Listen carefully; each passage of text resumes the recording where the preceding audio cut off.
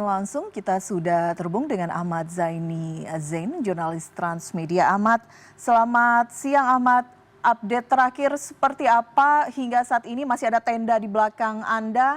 Apakah siswa masih melaksanakan proses belajar mengajar di bawah tenda? Ya, selamat siang, Kira. Untuk proses belajar sampai saat ini masih tetap berlangsung dan alhamdulillah solusi sementara itu yang dapat saya ketahui yang diberikan oleh pemerintah saat ini masih bisa belajar di bawah tenda.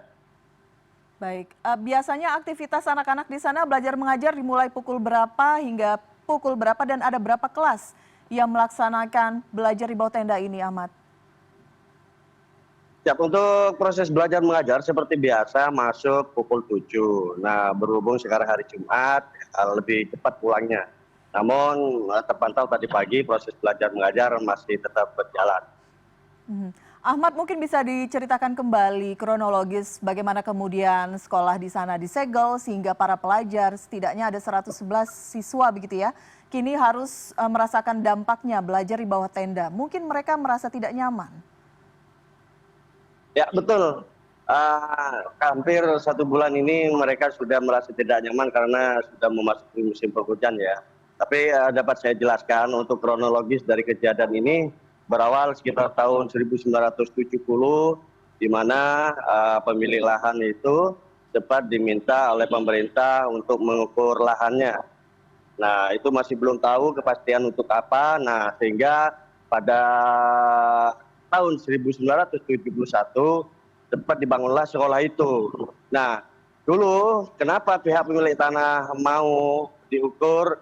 Karena mungkin ada sebuah iming-iming atau ganti rugi lah.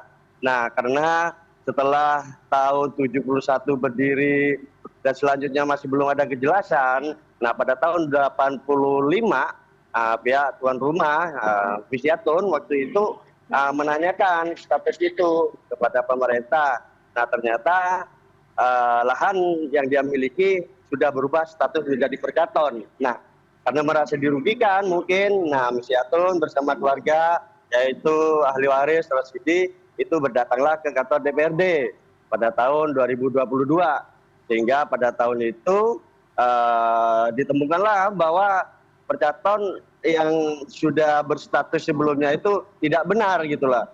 Akhirnya tetap pihak keluarga terus berjuang. Nah, karena tidak ada kesepakatan baik mungkin dengan timbal baliknya, akhirnya di tahun 2024 Rasidi cucunya dari Visiatun ini menyegel sekolah itu. Nah, kali ini tahun 2025 karena masih belum ada solusi, pihak keluarga kembali melakukan penyegelan. Demikian, Mbak. Baik, Ahmad, artinya ini sudah berjalan tidak hanya sekali ini saja, sudah pernah dilakukan penyegelan sebelumnya. Jadi langkah dari Dinas Pendidikan seperti apa terkait hal ini? Baik, aksi penyegelan rupanya sudah terjadi 2 kali, 2024 dan 2025. Nah, dari pihak pemerintah sendiri, nah untuk sementara penanggulangan penyelesaian ini masih belajar dengan tenda. Nah, sementara dari pihak pemerintah hasil wawancara kami dengan Dinas Pendidikan, pemerintah mengaku akan siap membeli lahan tersebut asalkan pihak pemilik memiliki keabsahan. Nah, ini terjadi simpang siur karena dari pihak pemilik ini menunggu soal keabsahan harus diakui bahwa lahan itu miliknya pemerintah, bangunan itu milik pemerintah, lahan itu milik ahli waris. Nah, ahli waris ini tidak mengantongi lahan bahwa itu milik pemerintah. Nah, itu yang dibutuhkan untuk mensertifikat. Nah, sementara dari pemerintah membutuhkan sertifikat resmi itu dan dia tetap akan membeli kalaupun memang sudah dilengkapi. Demikian.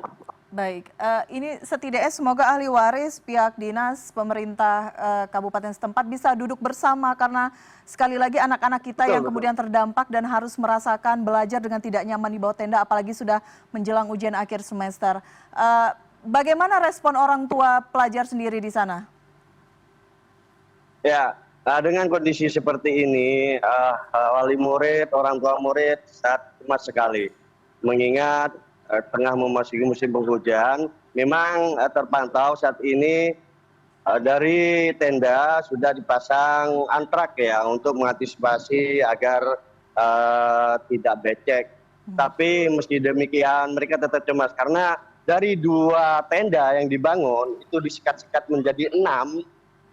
Tentunya membuat suasana tidak begitu tenang, tidak begitu nyaman, dan ya mereka mengaku merasa anak-anak merasa panas, dan para orang tua murid ya berharap ini segera berakhir dan kembali normal, demikian.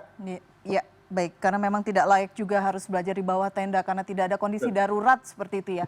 Tapi sekali lagi semoga ada solusi terkait hal ini. Ahmad, terima kasih langsung dari Pamekasan, Jawa Timur. Siap.